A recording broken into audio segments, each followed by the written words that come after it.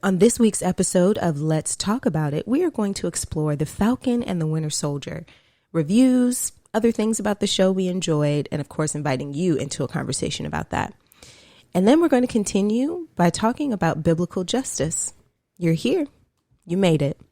Now let's talk about it.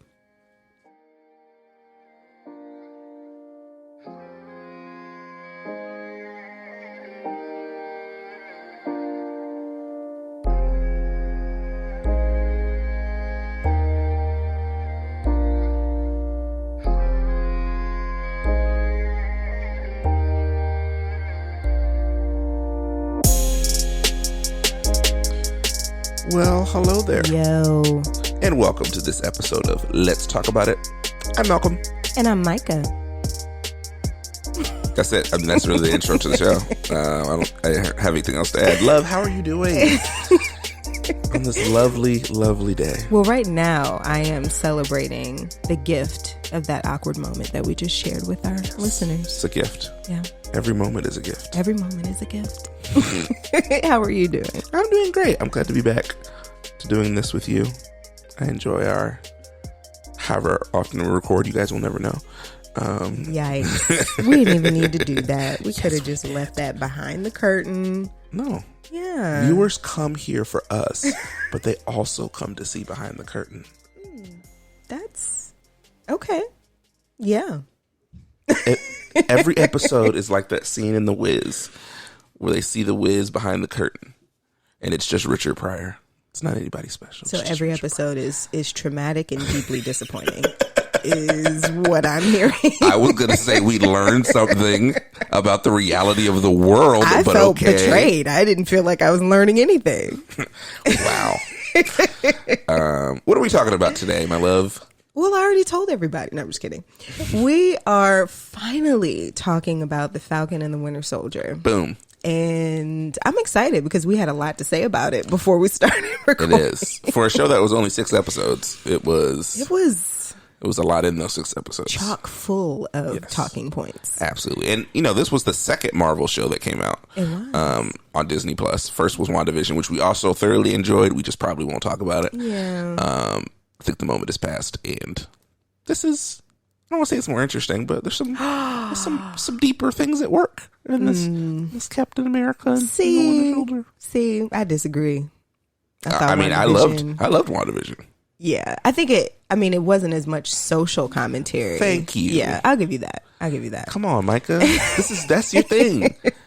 Media and content as a social. See, now I want to talk about it because I think I agree with you. Yes, not as much social commentary in WandaVision, but I think the commentary it had on relationships and grief and loss. It was mental health. I was like, ooh, some good stuff in here. But that is another non-existent episode. Whole another thing. And what we're going to finish with today is talking about justice, but really answering the question, well, if this is what folks in The Falcon and the Winter Soldier think about justice, what does God think about justice? So, and which is more important? We'll debate it. No, not really. That'd be a very short debate. Yeah. Didn't say it's going to be long. It might be a short episode. It'll be a short episode. But yeah, that's what we have planned for today. Yes. So yeah, this show starts out, this is following the events of Avengers Endgame. The blip. Even though that's not what it's called in weird. The movie. Yeah, what is it called? I don't know. I don't know if anybody calls it anything. Right, because it was happening. Yeah. But it's after that, obviously Steve Rogers is now retired as Captain America. There's a big vacuum. And, at the end of Endgame, he gives the shield to Sam. Also known as the Winter Soldier. Do it. Nope, do it. Not gonna do it. You can't make me. Also known as the Black Falcon. Also known as Falcon. Oh, that moment was so delicious. Hey, y'all, it's Black Falcon. And so, the assumption there is like, of course. New Captain America. We got it. We good. That was easy. But Sam didn't want it. He wanted to be all noble. And he felt like he wanted to just let the legacy be what it was. And so this whole movie is basically about him getting the shield back. Getting the shield. And doing what he should have done at the beginning of the Becoming show. Captain America for 5.5 episodes. But one of the interesting things about this is that it really explores this complicated relationship between Bucky and Sam. Complicated is a good way to describe something that they showed in the movies a little bit, but I didn't really pay a whole lot of attention to it. But when it comes down to it, it is a pretty complicated relationship. It is, and it makes me curious about, like for Bucky, there was this moment where they're sitting in the room with the therapist, and I think what he says basically is, if oh goodness, what was Captain America's name? Steve, thank you. If Steve got it wrong about you, then he got it wrong about me. So you have Bucky wrestling through for really the entire show, and that's really what he was doing with his therapist, wrestling through the process of healing from being weaponized for a significant part of his life. But he was also wrestling with, what is my identity now that I'm not that anymore? And I think he was trying to project a little bit of that onto Sam as well. And Sam was just like minding his own business. He was like, I'm not really concerned about whether Steve got it right about you. I didn't think I was going to take up the shield. It didn't, seem proper. So I thought that was really interesting that Bucky, in this friendship with Sam, the ways that he was kind of projecting onto Sam, what he was trying to refine in his own identity. And I think there's something to be said about these two people were friends, obviously friends with Captain America, aka Steve Rogers, but from different parts of his life. Bucky knew him before he was Captain America, when he was just Steve from Brooklyn, where he had to fight and defend Steve and all of those things. And Sam only knew him as Big Captain Steve. America. Yeah, Big Steve. Muscle Steve. And so it was a different morning of the relationship for each one of them. I mean, literally, Bucky has known him for over a century. Yeah. And Bucky, and Sam knew him, more recently and as Captain America. So they kind of both had different perspectives on who and what Steve was and what he represented. Yeah. Because Bucky obviously saw him when he was the little guy fighting for everything that he had. And then, Sam knew him as the guy, he's beating up everybody. This is my guy. Right. Which when you see Bucky's reaction to Sam not taking up the shield, it makes you think about like who Bucky felt Sam was letting down. And I think Bucky saw Sam letting little Steve down, who was this like larger than life in a small package, noble, like completely committed to principle, even if it risked his life person. But for Sam, he was quote unquote letting down a symbol that was completely self-sufficient. Yeah. In Sam's mind, it was like, I don't need to take up the shield because like Steve already did it. Yeah. Steve, the shield is Steve. The shield is Steve. And so why, for Sam, it was like, why would I taint that? And why does someone need to take up the shield only to do the inevitable, which is to weaponize it and to exploit it? So I really appreciate you bringing that up, because that was really intriguing, just seeing the different ways that Bucky saw Steve and how, Sam saw Steve. Yeah. The other interesting part of the show is a couple things. We get introduced to the initial replacement to Captain America, who has no powers, and I think is he has powers. It's a huge ego. That's what he got. That's not a power. And he let's just say he's morally compromised. Let's say compromised. Oh, Mr. Walker. I think the little thing that you always in the Captain America movies is that the serum makes you more of what you already are. Now, see that'll preach right there. But I'm gonna calm down. Won't it though? I'm gonna calm down. Ishkatai. Yeah, hey. And so when he finally does. Not of any real moral means, gets some of the super serum, we see that he is not at all made of the stuff that Captain America is made out of. And so you have this complicated new hero, anti-hero that they added to this. But then you have these so-called villains, the Flag Smashers. It is not completely clear-cut whether or not they are good or bad. It's not. And so the whole thing with the Flag Smashers is that they want the world to go back to the way it was during the blip when half of the universe was gone. They thought the world was better.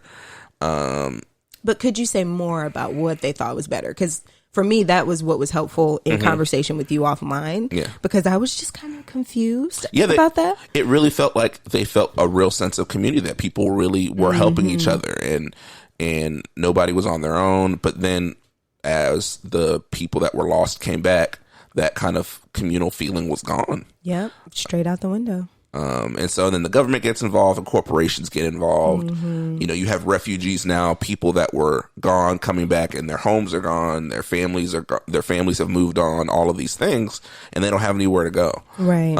And so, you know, the Flag Smashers, led by Carly Morgenthau, took a very drastic approach to fixing this.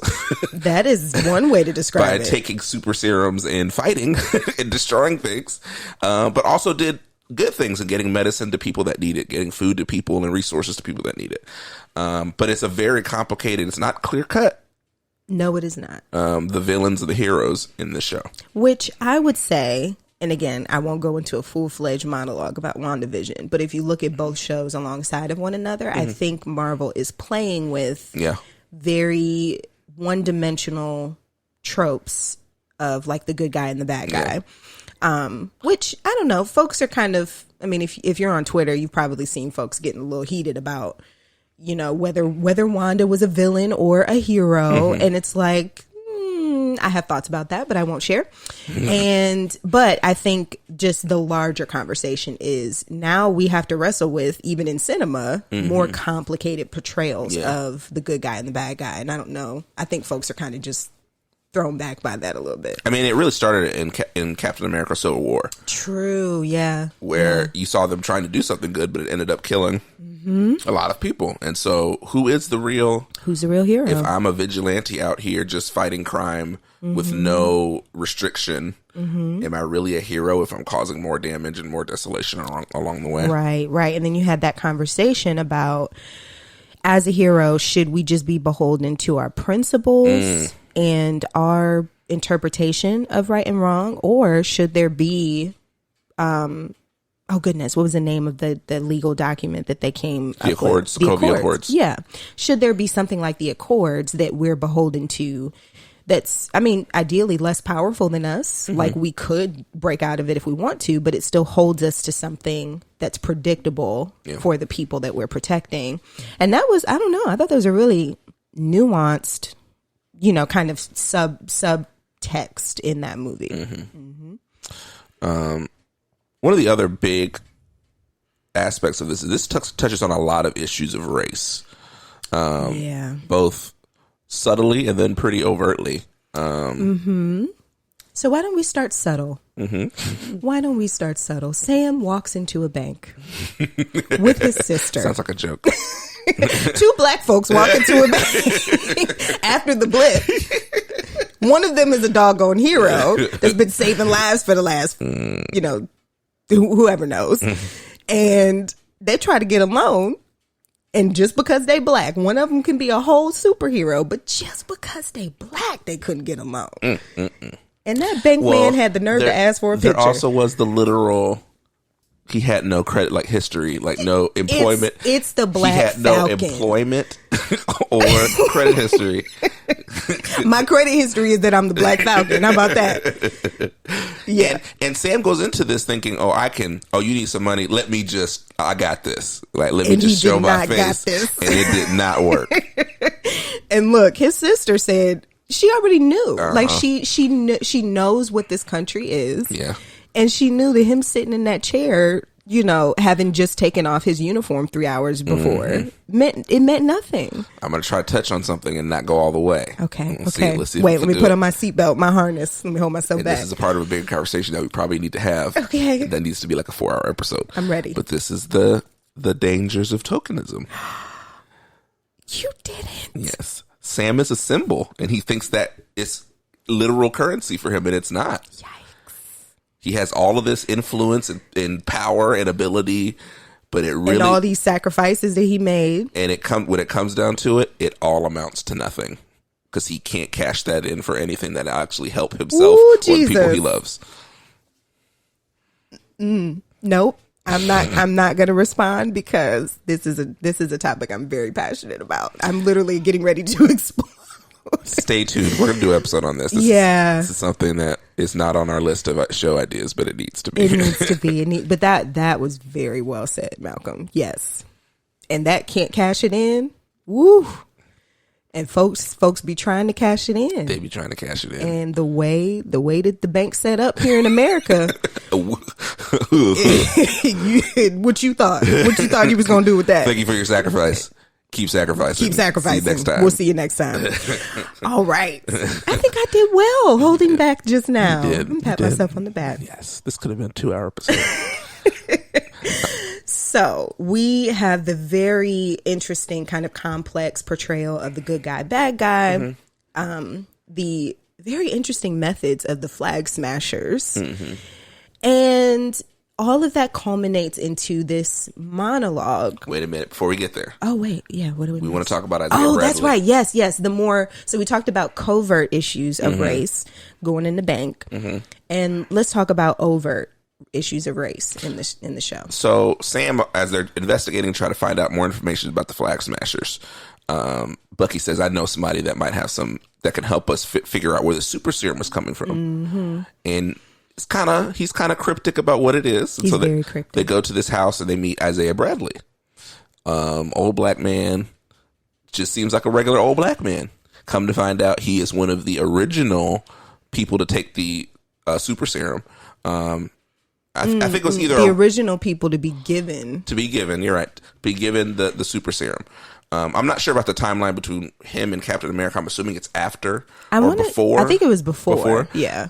He talks about he got all these powers and did all these things for the government, and then when he wanted to save some soldiers that were behind enemy lines, and they wouldn't let him. He did it anyway, and basically they turned him into a criminal, put him in jail, criminalized him, completely ruined his life. Made him seem like he was a villain when he was just trying to do the right thing. And so it brings up a very different version of that super serum story that we did with Captain America, who literally did the same thing in the first Captain America movie. You think about literally. He has all this power. He's become this symbol. And he's like, I want to go save what ends up being where Bucky is and a bunch of other people from his unit. And they're like, don't go. He goes and handles it and brings it back, and he's a hero. Yep. And so that is a direct... it's side by side. Side by side. You see the difference. Parallel, yeah. In how we'll call him the original black Captain America. And the first white Captain America are treated. Yep. And I think what is, I would say, pretty obvious is that Isaiah Bradley is a kind of symbolic reference to the Tuskegee experiments. Right. Where you have these black beautiful people who have basically been exploited, commodified, experimented upon. And as soon as they were not useful to the government or to the CDC in this case, in the case of the Tuskegee experiments, they were disposed of. Yeah. And it took, goodness, when did they finally get that legislation to finally offer reparations to the families? It was pretty recent, and it's, diabolically recent. But it's really this idea that black bodies are expendable, exploitable here in this country, even to the point where they can make the same sacrifices, the same choices, essentially, as white bodies do, hearkening back to what you said about Steve making the decision to go rogue after he got the serum. Yeah. But he gets a shield and gets to be hailed as a hero. And Isaiah Bradley was literally cast down into oblivion. He's living off in the cut somewhere, New Orleans, hadn't had a chance to not be recognized or remembered. Not recognized or remembered. Completely written him off the record book. Right. And so, of course, there was the conversation about was the statue that Sam got for Isaiah Bradley, was it sufficient? And, I think we could have a conversation about that. The correct answer is wasn't enough. It wasn't enough. It didn't make up for everything, but it was something. Yeah. And I think this is emblematic of two different generations of us, particularly black people in America, where you have the black people who've been through the civil rights movement, who've, like, for example, like when Barack Obama's first running for president, there are people that are like, they ain't never gonna let no black president ever. Because I've seen Jesse Jackson. I saw Shirley Chisholm. I saw all of these people try and how nothing happened. Nothing happened. And then you have this generation like Sam who have now seen a black president and said, you know what, the world is different now. Yeah. And so both of those realities are still the same. And both of them are technically correct. Oh, yeah. And I appreciate that you said that, because it's not like we're saying, oh, the symbol is sufficient. Yeah. But we are saying it has some kind of value. Yeah. But I think But you can't cash that in. You can't cash that in. And I think, white supremacist America really does attempt to cash in those symbols and be like, yeah, we gave y'all a statue, or we took Ain't Your Mama off the box. I'm sorry, off the box in this case. Right. Like we did these symbolic gestures. Isn't that enough? And we're like, no, we need the rest of that, please. This reminds me of that meme. It's one of my favorite things I've seen on Twitter. He said, black people talk about they want equality and we want reparations. We want y'all to treat us right. And y'all just keep giving us dumb symbols like www.ebdubois.com internet. Like, mercy. Not what we asked for. Don't just stop naming stuff. Please stop naming and unnaming stuff. That is not what we asked you for. Oh, help us, Lord.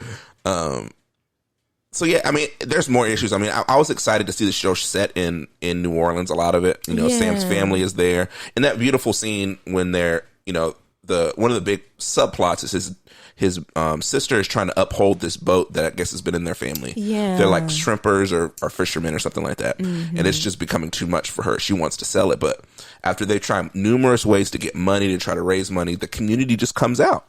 They remember the family name. And they're like, hey, can you just come out and help? And so the community comes out. They have a big crawfish boil, and they just work on the boat. The people bring parts that they have lying around, and they fix it up. Beautiful. And so that's one of the things I think is one of the things that, ironically, the Flag Smashers are fighting for.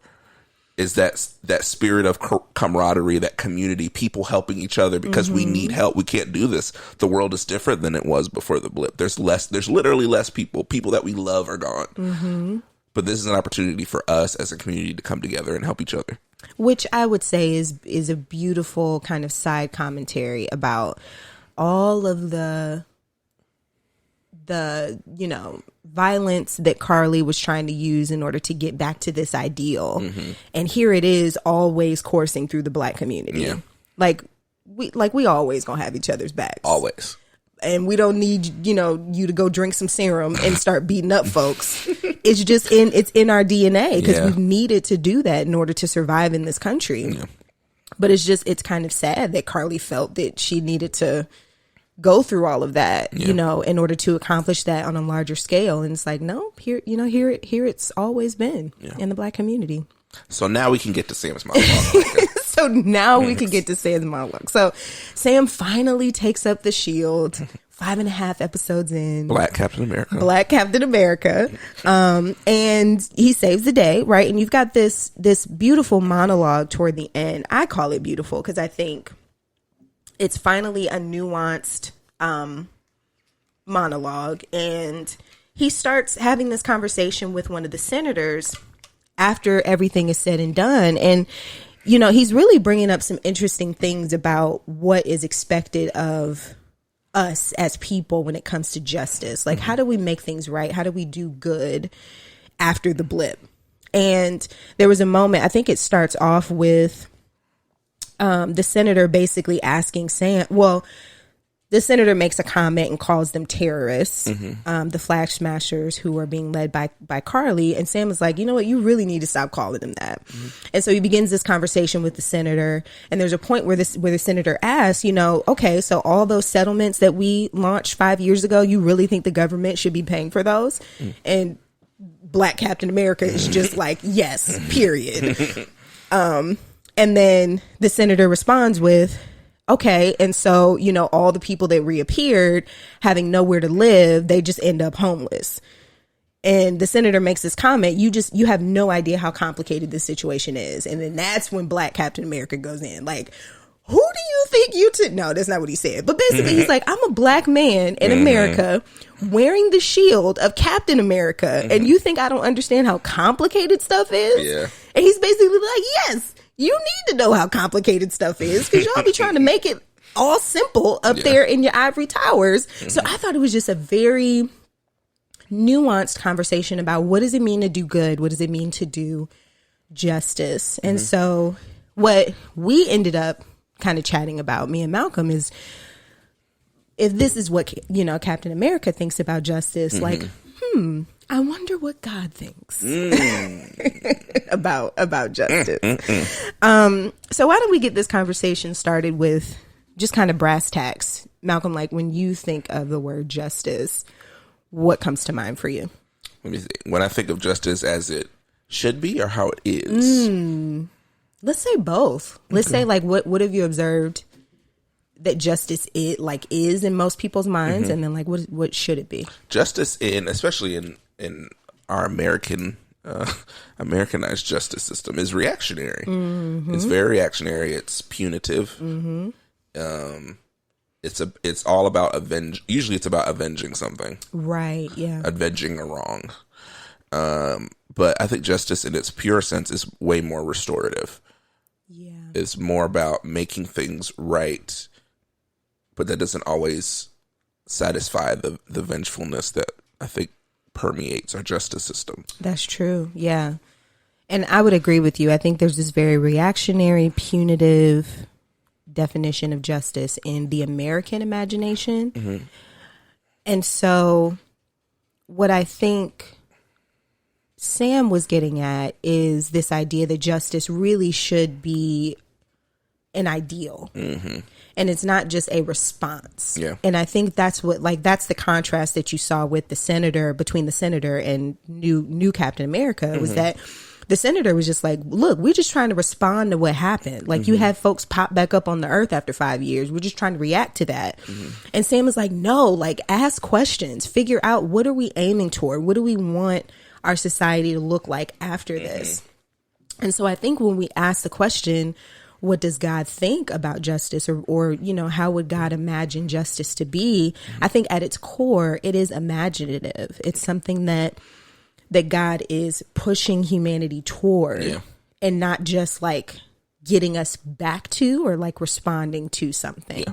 I think this also kind of peppers the debate, particularly in the church, about social justice, is because the word justice has such a connotation to it now in our context, because justice implies a punishment. It implies good point. Loss. Yeah.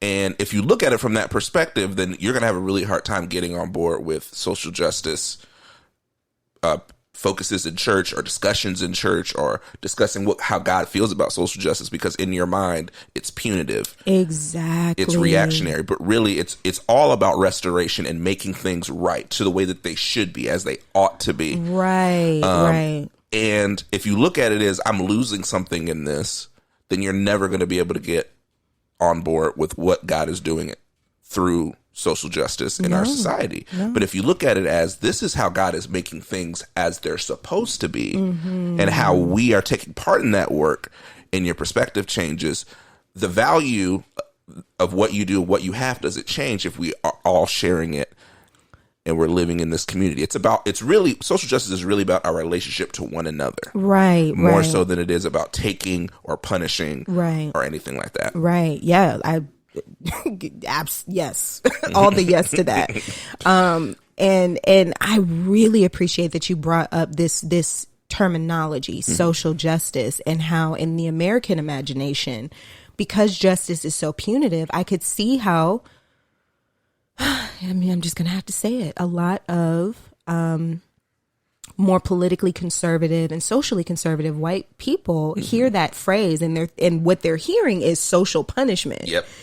or, social retaliation. Yep. Because that's what justice is in America. Yep. It's punishment and it's retaliation against the criminal. Mm-hmm. And for the biblical imagination, what we're saying is that no, God has offered this description in the Bible, which is, we have to say, it is insufficient. Mm-hmm. There's something more beautiful beyond what we can imagine or think of that God has in mind when God says the word justice, right? But here in the Bible, it's been described this way, that we're aiming towards something that we ought to see between one another. Mm-hmm. And I like what you said about the relationships between one another, because when we look at the Genesis poem, the creation poem in Genesis, what's being described there is a perfect set of relationships between all things in creation. Yep. So between God and people, between people and people, between people and ourselves. So a shameless relationship with ourselves, and then between people and creation.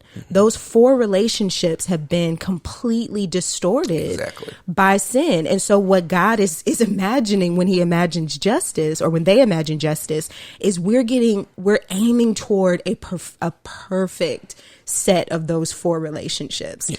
And so when I think of like scriptures that I think really capture this well, I think of Isaiah 65, which is basically the prophet Isaiah is describing what the world will look like after God is done completely making everything right. Mm-hmm. And there's this beautiful image of like weapons being reshaped into plowshares.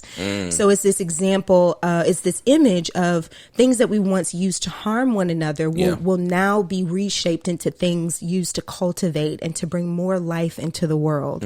And then there's also this image of, I believe it's either it's wolves or lions laying with lambs. And so this idea of there will be no more, devouring of one another in order to take sustenance from one another, but we will be able to coexist without exploiting or harming one another. So it's just these beautiful images of like, this is how God wants us to coexist. Once everything is as it should be. So I'm getting a little revved up, but I would just encourage folks, if you are followers of Jesus, or even not, like if you're listening to this and you're just like, the church has been extremely confusing when it comes to justice, I just want to say I'm sorry, because I know that just has looked really confusing. But if you want to just read some beautiful poetry about what we think God is imagining when God says the word justice, head over to Revelation 21, head over to Isaiah 65. Like those are just really beautiful pictures of what we think God thinks about it. Yeah. And I hate this phrase in and of itself. It fits what we're saying. Oh, you're going to do the it? change that you want to see. It's true. It starts with our own behavior and our own choices. It really does. And how we treat people. We can't, sure, one person can't change the world. More than likely, it's not going to be you. So, we think one person did change the world, but I see but he was a little bit more than a person. Hey, the son of man. Hey, sorry, we got a little off track. But start with your own sphere of influence, your own relationships, your own family, your own friends, and change what you can change. And I think if we all do our part, we can make the world a little bit better as we go along and try to teach the next generation the right way to do things. That's the whole point. And then, the Holy Spirit does the work. We are not in the results business. Thank the Lord, because we would fail every single time. Yeah, we do not need to be in charge of the results. Thankful thank you, Lord, that we have a comforter and an advocate who works on our behalf. Yeah. So this week on the show, we reviewed Captain America and the Winter Soldier. Yes, the show did change, and I did change the title with it. You did. That's professional move there, kids. We talked about the complicated flag smashers, what they were fighting for, both good and bad, and were they really the villains? Question mark? You be the judge. We talked about the complicated views of race in the show, talking about Isaiah Bradley with the direct connection to the Tuskegee experiments made on black military servicemen. And then we also talked about the monologue by Sam at the end and tied that to we learned what Captain America thought about justice, but what does God think about justice? And justice should be restorative. It is making things right that are off kilter and wrong since the fall, and how we as Christians should be living better in community with that thought in mind. Yeah. All of that. Thank you. Thank you. Well said. Yes. But as always, this is not the end of the conversation. We want this conversation to spark more talks, conversations over coffee, dinner table, even watching the show together. Let us know how you have engaged with this show or with this topic. We'd love to hear your thoughts. Micah, how can they reach out to you? Well, you can reach out to me on Twitter at jmarie.morgan, and you can reach out to Malcolm on Twitter at Malcolm DOT Media. And you can also use the hashtag. I do this every time I talk. say. Wait, is it talk about it? It's hashtag talk about it POD. And let us know how you've either if you've watched the show or not. If you're interested in watching the show, let us know your thoughts as you're watching it. We'd love to hear from you guys as you are interacting with this content. Marvel has some great stuff coming up as well. Loki's coming out really soon. Forward to it. Marvel's got some nice stuff coming out. We gotta keep at minimum, say what you will about Marvel, but at minimum, it's good conversation. It is good conversation. Well, I think we did a thing. Did we do a thing? I think we did. Well, thank you guys for joining us for this episode of Let's Talk About It. This has been Malcolm Morgan and Micah Morgan, and we'll see you all next time.